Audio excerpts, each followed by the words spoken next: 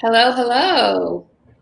Hello, everyone. Welcome, everyone, to Ellen at Blackfilm. I'm Ellen Wanjuro, and I'm joined by my co-host, Hakeem Graham.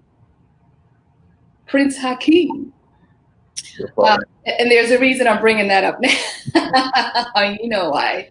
So, again, thank you for tuning in. We are talking, we're doing a recap slash analysis today of I May Destroy You, a new HBO series created by and starring Michaela Coel.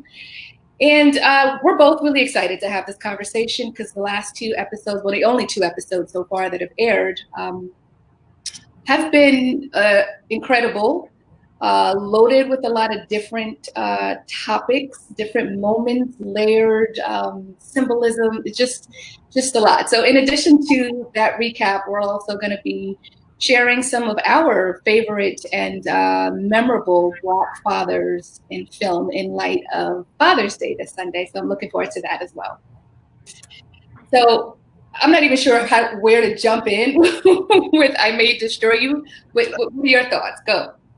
I am perplexed about the ball of mess that they're in. She brings her friend into it. He has to explain to his wife, which he can't really disclose everything. So that's really interesting. She still can't figure out exactly what happened, and that I find that a little strange and a little scary at the same time. Um, this is a tough movie for me considering the dynamics with the woman and being drugged and not knowing exactly what's going on, and then the mental anguish that she has going on is really tough to deal with. I mean, because she really does not know. So that is that's a little disturbing, and I know that's disturbing for her.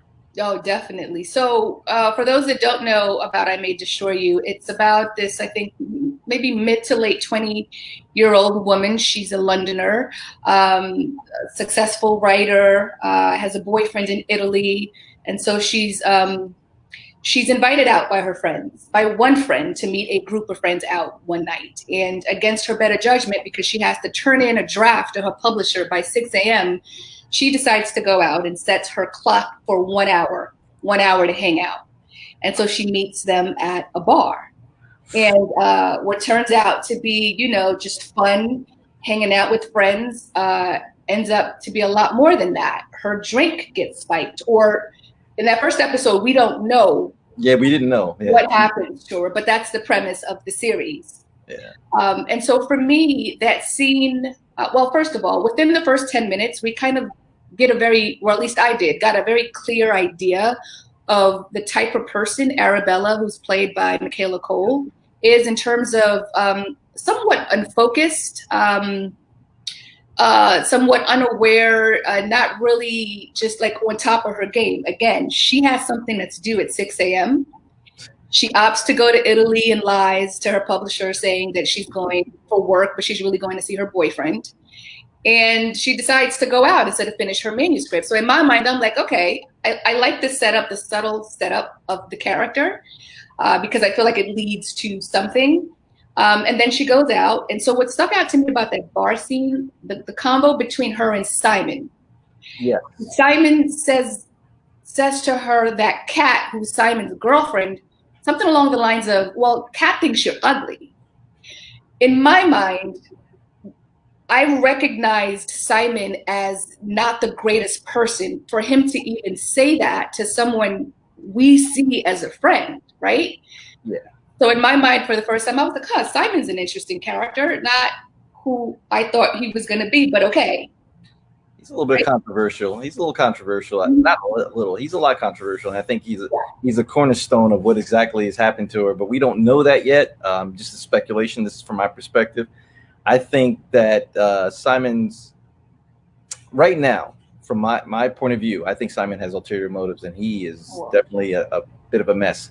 And I think Michaela character, she's I don't know if she's unfocused or anything. I think she's just she's not she's not inspired, and I think the trip to Italy was probably to inspire her to get the ball rolling, to fire her writing up. Unfortunately, she just let it get away from her, and I think there's a lot of that with writers. They just let things kind of take off. Yeah, I don't even think she attempted to write in Italy. She went No, to see her man she did. under the guise of I'm going to write. I think she was looking for that inspiration, but I don't think she Nice, yeah. did. Yeah. So right, going back to that bar scene. So they're having a good time. And then we see her kind of spiral, right? She's dancing, the vibe is amazing. There's drinks, there's shots, there are all these wonderful things going on. And then we kind of see her struggle to get out of the bar. And what struck me about that scene was she was literally falling on the ground as she tried to get to the door, stumbling over other people's tables. I mean, it was obvious that she was beyond inebriated, like something was wrong, and no one helped. Well, no one helped, and it didn't hurt that there was other things that she was doing as well, not just. Right. She did a bump of coke, sure, but that doesn't negate the fact that there is this young woman who's stumbling out of a bar, and the people at the other tables were just kind of looking at her and going, back to their vibe. I thought Well, that was true. I've been to England, and that's not uncommon in London. that's concerning. That's concerning. Yes, but to your point, yeah, that is a little disturbing. She's a small stature woman, very pretty, and yeah, that could be a problem. Yeah. So, right. So she stumbles out and then cut to next day, right? She's typing, she's trying to get this draft done in time for the 6 o'clock deadline, and then cut to her at the publisher's office. And they're reading whatever gibberish she managed to put together. It was like, they were like, Right? "This is the final copy." But then the look on her face as she's sitting across from them, I think that's the first time I realized like something's wrong here, right? And that's the first time I really noticed the cut, not even little, the gash Yeah, I would say. above her eye, and just the way she brought that moment to life was just kind of like, wow. I felt like I was in that moment with her, like not going back to unfocused, but she just seemed disassociated. Very good word. I would say so as well. And she sort of did disassociate herself with reality. And I think that was the key cue for her as well. Yeah. She was like, this is not normal. What really happened? And that starts her down the rabbit hole of investigating exactly what the events were the previous night. And that's the scary part. So she tries to rework that whole thing in her brain. Yeah. And she finds herself spacing out throughout. So that's a concerning issue. And spike drink or not, I don't know. I found it very interesting, and I still find it interesting the language that they use in the movie. It's common language. I don't know if any of our viewers have seen the episode, but they use the word cash point. Do you know what cash point is? Right, the ATM.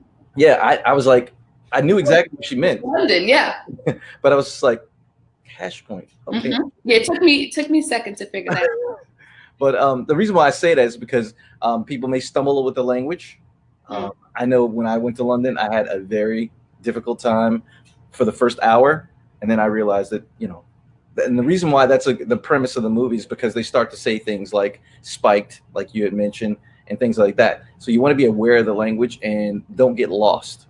Yeah, the accent is very heavy, and they, like you said, it's different names for different things. So yeah, I thought episode 1 was a really good intro, a really good setup to what's to come.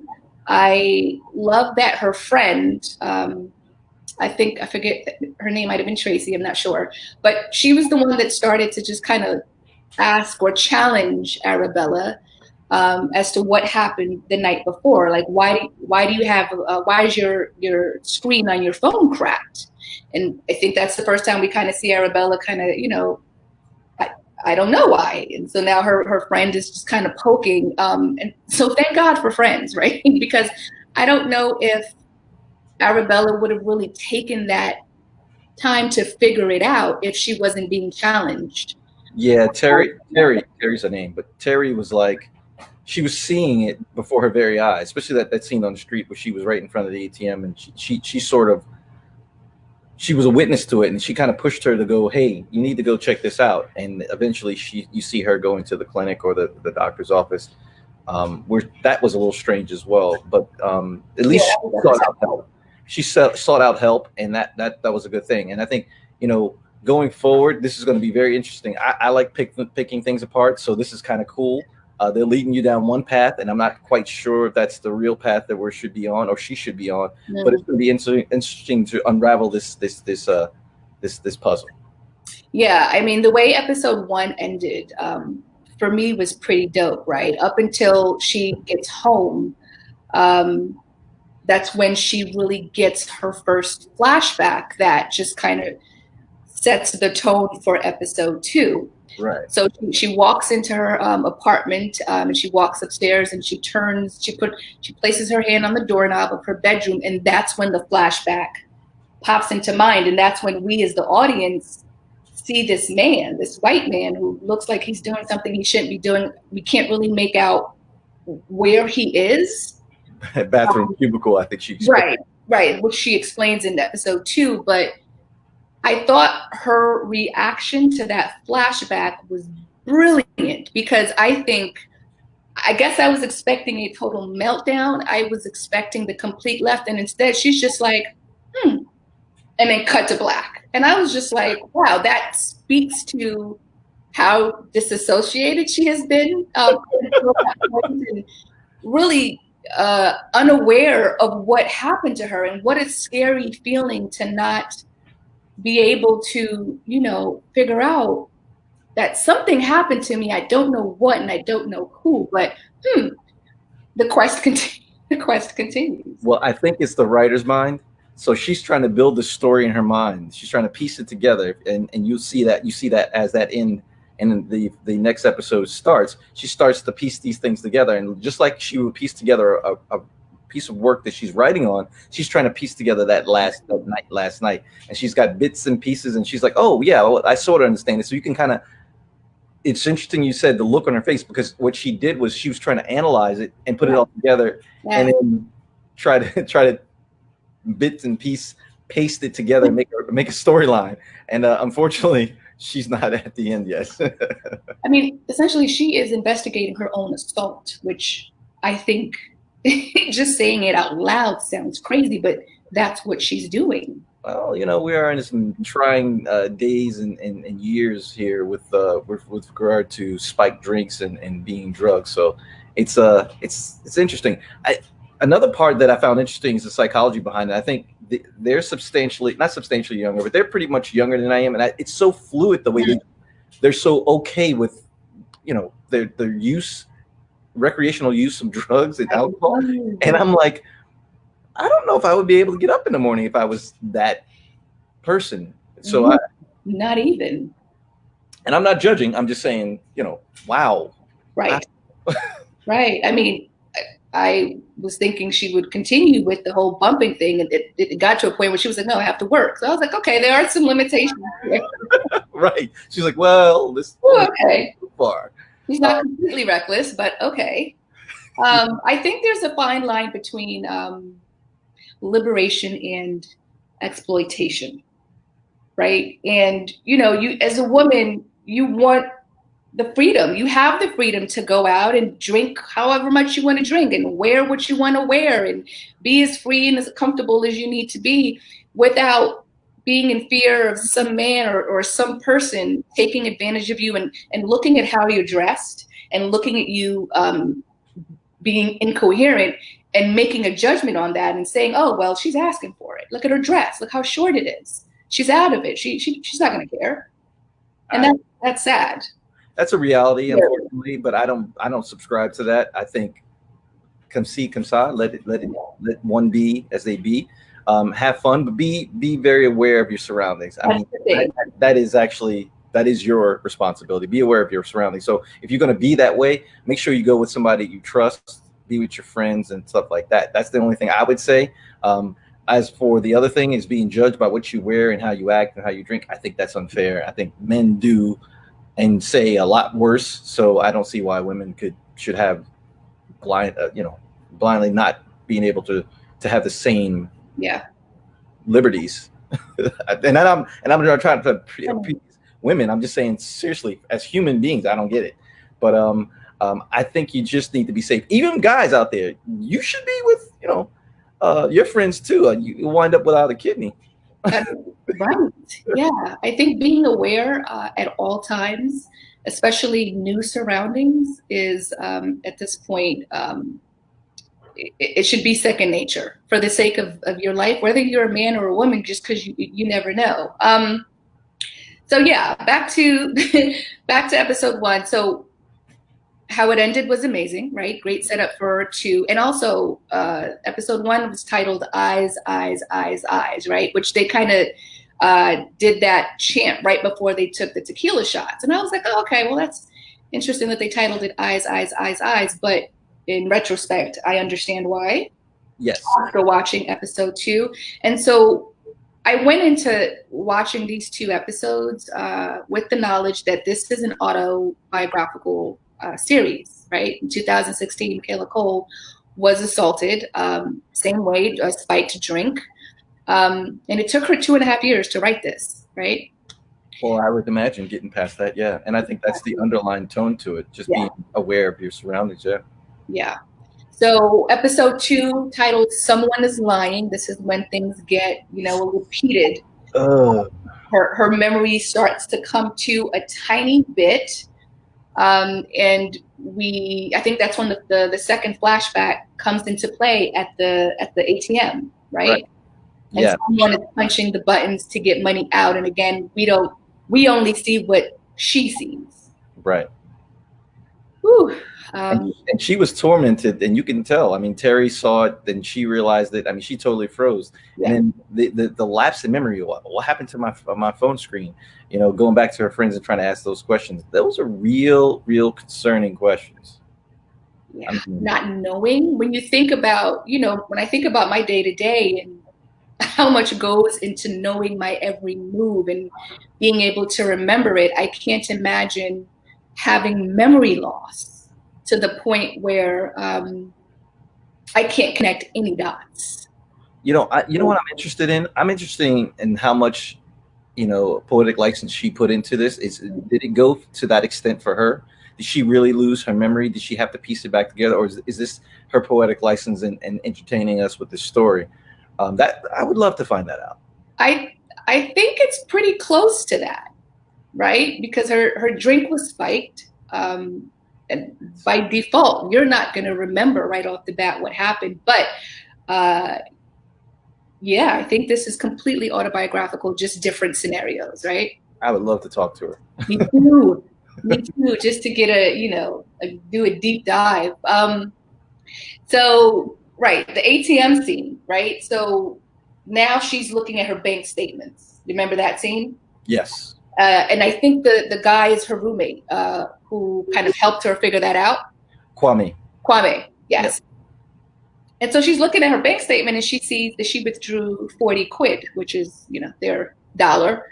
And she's like, well, before she does that, she had a conversation with Simon and asked Simon what happened the other night. Right. And actually, it was 70 quid because I had to look up what 70 quid was. Oh, I thought it was 40. No, it was 70 quid. Okay. And I was like, because when I looked it up, I Googled it and it said it's like $80 or something, 80 something dollars. It's because it's in British pound. Me being a nerd, so I just wanted to look it up. But it was so interesting that they did that because that would set off bells for me. If you can't trace it back, and to your credit, that's how she's, again, that writer's mind. She's kind of working herself back into it, especially first with Simon and then with Kwame. Yeah. But go ahead. Right. So she has the conversation with Simon. Simon just kind of plays it off like, yeah, we did this and then we took you home. So then fast forward, she sees the bank statement and it says, however much money, and the location, which was in Camden, which is a lot further than where they were hanging out, I guess close to her neighborhood. I think that's the first time something weird clicks in her mind, like, wait, how did I end up in Camden? Why would I be in Camden? And how did I get there? And how did I get there? Yeah. So I think that's the first setup to, I got to talk to Simon. True I got indeed. to have a face to face with Simon. And then so then that happens, and I'm first, okay. So really quickly going back to Simon's character, in addition to him, kind of outing his girlfriend and saying, she calls you ugly or she thinks you're ugly, he's cheating on his girlfriend Kat with Natasha, right? So again, we're getting an idea of that I, Simon is. I already made up my mind about Simon. Right? You know what it is. This to me, this is kind of like a whodunit and Rand mystery. But Um, real life. but life, right? So that meeting between Simon, Arabella, and Kat was interesting because I think for the first time I kind of got to see Arabella take this a lot more seriously as she tried to engage Simon in letting her know. So how did I end up in Camden? How did we get to Camden? And then Simon is just hemming and hawing. You can tell he's full of crap. Yes, you can tell. And you can see that his girlfriend is kind of looking at him. Like initially she's going along with what he's saying. Then he stumbles and he Oh yeah, says the Uber thing. yeah. And then he's caught in a lie. And so then now the girlfriend's looking at him like, well, this is what you told me. So why were you why were you somewhere you said you weren't? Well, let's keep it real. She was like, "Bruh." Right. Right. I mean, in that whole scene back in episode 1 between Yes. the girlfriend, Simon, and the guy from the States was weird Yeah. until we figured out what happened. I just didn't get that at all. I was just like, huh? Yeah, I think the idea was for them to hook up with the girlfriend. But it was shady because the girlfriend, not the well, the girl that was supposed to hook up with them said, "Oh yeah, well I gotta go," only for him to re-link up with her later, which I was like, Yeah, I didn't get the point of linking up with them to begin with. well, because the idea was they were supposed to do The threesome. threesome. Yeah. Only I think from what my perspective is, so he got greedy, so to speak. So he just wanted just in him and her, the other girl that is, without his girlfriend. Okay. So I was like, how's that working? And how come nobody else? It seemed like everybody else was in on it except for the girlfriend. So I thought that was shit. I Yes. don't know what. That was shady. Simon is a shady dude. So, all right. So back to the table. Arabella asks Simon for his phone so she can take a screenshot of his Uber receipts. Right. Right, because there was a conversation that just went way left with that. And you kind of see Arabella's mood completely morph into, I believe you, friend. To wait a minute, you're lying to me. Well, it was more like it doesn't make sense, and then it was like you're lying to me because you just changed your story. Right. And Simon wasn't even smooth about it. I guess he never thought that it would come back. Well, I think he thought that they were just good friends and that she would just cover for him. That's what I'm assuming.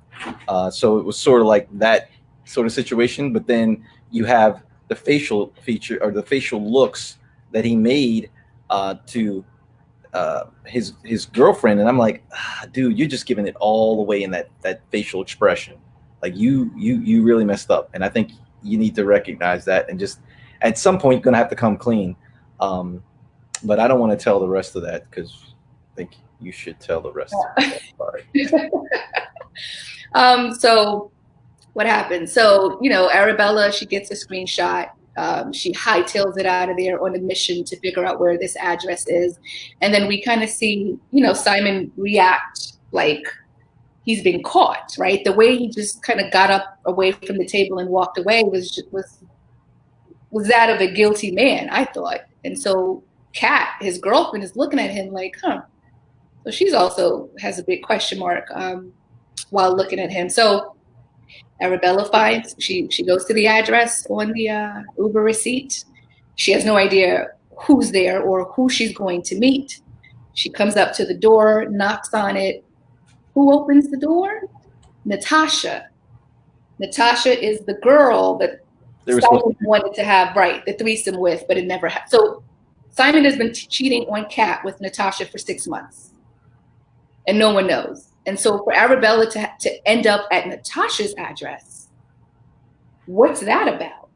Yeah, that sparked that caused a lot of sparks because Natasha was not having it. I mean, she is who she is, and you can get, you can take it or leave it, and that's the way she is, which is so interesting in itself because it makes it so much of a layered situation is more complicated and more realistic. Yeah. Right. And so did you notice that Natasha also started talking about her drink was spiked? I didn't know whether to believe her or was she part of the plan? Right now, the verdict is out on Natasha for me.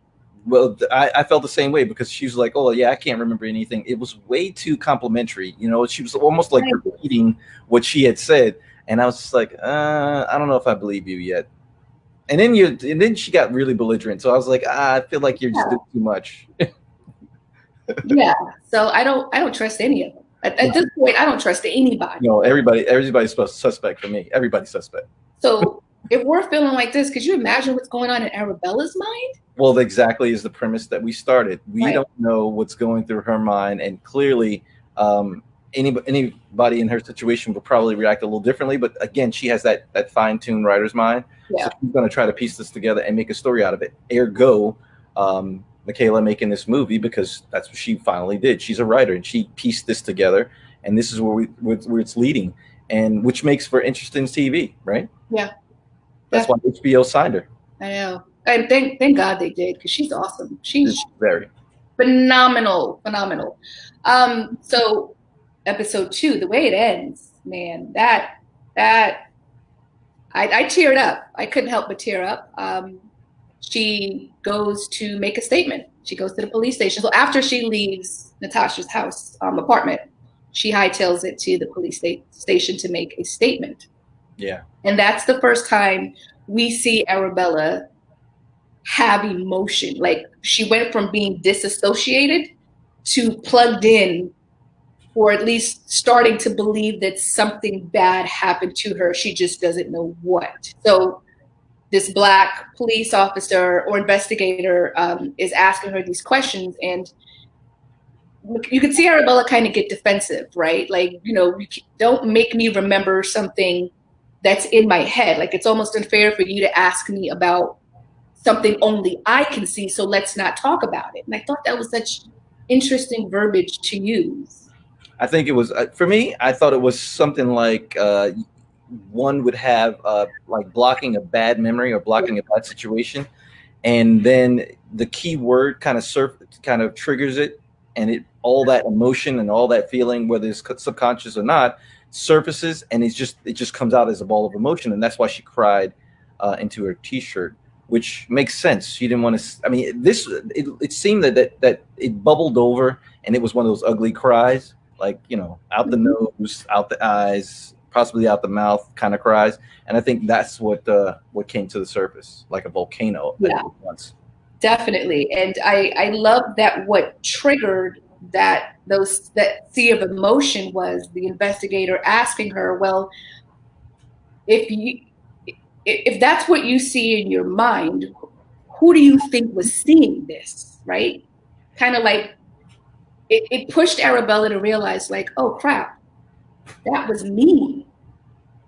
That's me. And that's what made the connection. And she just broke down. And you saw her boy that she had come to the police station with kind of stop playing his video game. First Yeah. of all, that scene was hysterical towards the beginning, right? Because in the middle of giving a police statement, Arabella just kind of turns to him and just says something so random, like, did you remember to take this and that? And then just goes back to giving her statement. And I was just like, wait, what? It was brilliant, but right. Disassociation. There you go. Right. So she bawls out crying once she recognizes that the person that was seeing these weird images of this man on top of her or at this ATM, that's when she realizes what could be. So then right after that, she goes to the hospital, or it cuts to her at the hospital getting a rape kit. And I thought that was such a telling scene to see 4 or 5 women kind of waiting to get their rape kits. And it just speaks to how common sexual assault is, no matter where you are. Yeah, I don't. Yeah, that's a sore spot for me. I have 2 sisters, a mom. I couldn't. No. Yeah, right. There would be some furniture moving. Yeah, I mean, for sure. And then, just to kind of bring this all home, uh, what also brought it all home for her and for the audience was when during the rape kit they were taking photos of her body, right? You see So then we saw her knees for the first time, the bruises on her knees, and then we saw the big bruise right by her pelvic bone, right below her thigh, and you could recognize, like, wait a minute, this is a lot more insane than what we thought, right? Because we just saw the gash and we thought it was all right, that's it. But to see those bruises and then go back to the fact that she's just been so disassociated leading up to that point, to me was mind blowing.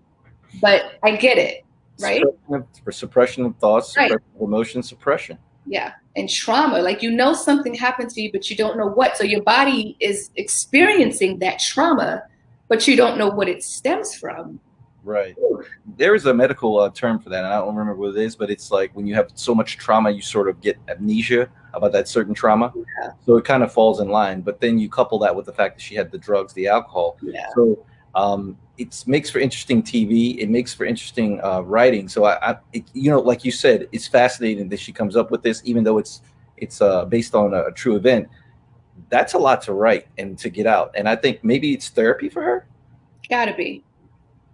And Lord knows, for women that have gone through that, that's being able to watch that and relate to that. There's some sense of comfort in I'm not alone.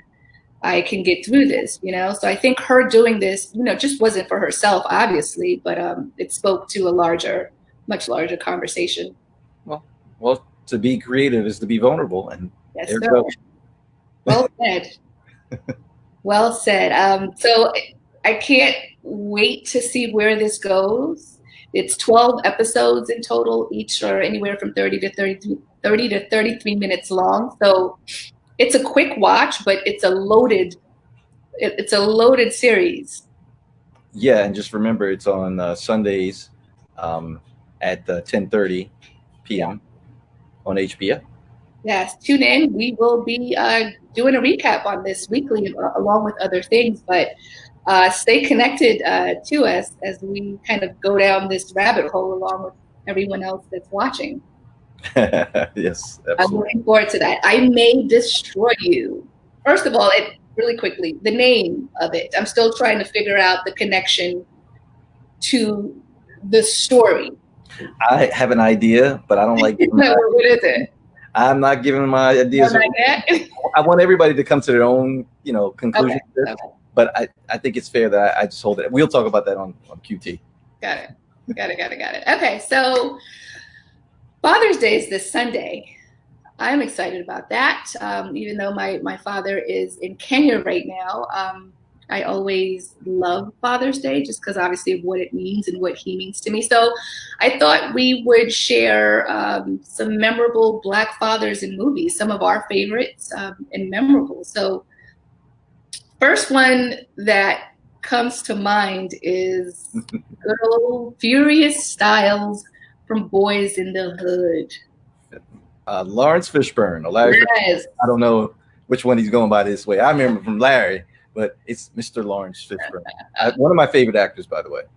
Oh, God, he's such an intense actor. I love it. But seeing him, and when this came out in 1991, Boys in the Hood came out in 1991, and he played a very kind of tough, love hard, teach hard kind of father to his son, Trey. And I think he embodied what it means truly to be a father, right? He was easy to talk to. He wasn't judgmental. Again, he loved his son hard, and he did everything he could in his power to not have him go down the same path that he went down when he was a young kid, right? So you kind of see this father just trying to guide his son in the right way, but the way he did it was beautiful to me. Yeah, it was actually very creative, very astute, and I'm using those words only because of the neighborhood they come from. If you haven't been to Cali, and it's funny, I was just watching a lot of movies and a lot of shows with the Cali as a backdrop.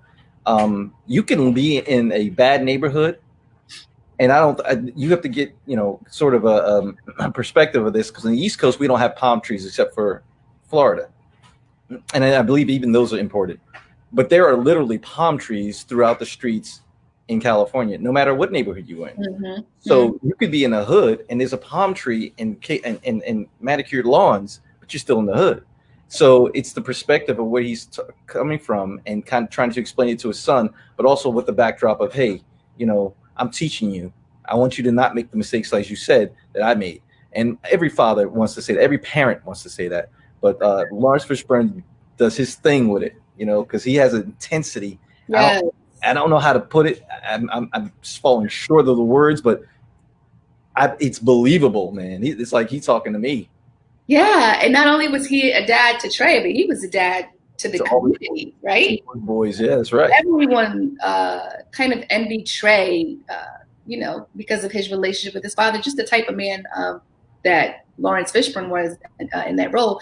And one of my most memorable lines was when Furious Style says to his son, as he's trying to teach him what it means to be a father, was, remember this, any fool with a blank can make a baby, but only a real man He can raise his children. that Yeah. was a classic line in the movie. Yeah. Yes, absolutely. I think that's the reason why every character he does, he comes up with a line like that, and that's the reason why I totally get it. It just pierces right through me. Seriously. Yeah. And something about him reminds me of my dad, not as like, but just very, direct and intentional, and just will talk to you from his college professor frame of mind. So yeah, I'm connected to that character. Yeah, because I mean, if you think about it, it's a professor. I call it Professor of the Hood. That's how I look at it. Nice. Okay. You know? Yeah. That's accurate. All right. So what you got? I got Tyler Perry's Daddy's Little Girl with Idris Elba, Gabrielle Union, Louis Gossett Jr. This movie right here got me because you got three little girls. Mr. Idris Elba, also known as the character Monty James. He's a mechanic. He has a dream of buying this shop. He's working for this guy for all his life, and his kid's mother is shackled with this drug dealer who's kind of plotting against him. And Monty's just a good guy, right? He wants to take care of his girls, but he's got a little bit of a record. His record's from a supposed rape that he had done younger in his life, but it wasn't actually a rape. It was some girl who told her father was a rape when in actuality it was consensual, and he ultimately went to jail. So he couldn't have his girls full time. So he had to fight this whole story about fighting for his girls, fighting for their future, and not having them put in a precarious situation with the mother. And eventually he triumphs, which is a cool thing. And he managed to link up and connect with Gabrielle Union's character, who's a lawyer and prominent person. And she had her issues too, in terms of trust, and in terms of being at the same level, because he was a mechanic, because he was a felon, because he had three daughters and a baby mama. She had rushed to judgment, when in actuality he was a really good dude, and he was just had a bad shake at life. And that's not uncommon to brothers nowadays. But this guy, this father is a perfect this father was a perfect Father's Day movie, because it showed his perseverance. It showed he stuck to his being, that his dream was going to come true, to own his own shop and get those girls back no matter what. And there was many obstacles, but I don't want to give that away. I want you guys to watch it. If you watched it, watch it again for Father's Day. That was such a heartwarming film. Just the love and the dedication and the commitment he had for his three little girls was everything. Right? Regardless of what was thrown at him, that man just had one mission, and that was to get his girls back from their crazy mama and her boyfriend. And like, the mom was she was dating a drug dealer. She had her own organization with it, so it was a ridiculous situation to have those girls live with her. So in terms of fathers fighting for their children, fighting to get them back and in their custody. I thought that was heartwarming to watch. When you think about portrayals of fathers that are present in their children's lives, yeah, loved it. Oh wow, we are coming down on time. Okay, so really quickly, my last film, Coming to America, King Jafar. He Prince Hakeem. He was an awesome father, and honestly, that was the first positive portrayal of an African father on TV. Not the first, but definitely one of, which I loved. And while he was the domineering and controlling father, he wanted the best for his son. And yeah. I got just one phrase for that. What? He has his own money. My favorite phrase from that movie is "My son works." Classic. Prince Hakeem, right? Prince Hakeem. That's exactly. We have talked and talked, and we are short on time. One last one. Yes. Just before you go, he got named Jesus Shuttleworth. That was Denzel Washington and Ray Allen. You got to watch it. That's another movie. He got game. Yeah, he got game. Sort of like Lawrence Fishburne's perspective, but a little different as he did some jail time. So for killing his mom. So there's that. Yikes. Okay. Could have left that part out. Well, you're gonna find out anyway. But it was a good movie, and he did his son justice towards the end. Yes, you're right. His name is Jesus Shuttleworth. I mean, who could forget that name? Yeah, that is quite a name, isn't it? All right, so thank you for tuning in with us. I'm sorry we ran out of time. That's what a good conversation, a good dialogue does. Tune in to us next week, Thursday at 7 p.m. Every Thursday, Hawk and I will be on Facebook Live doing what we do. And don't forget, watch these movies for Father's Day. Have your father watch them. You can't go wrong. And happy Father's Day to all the fathers out there. Yes, happy Father's Day. All right. Thank you, Hawk. Thank you, Hal. See you later.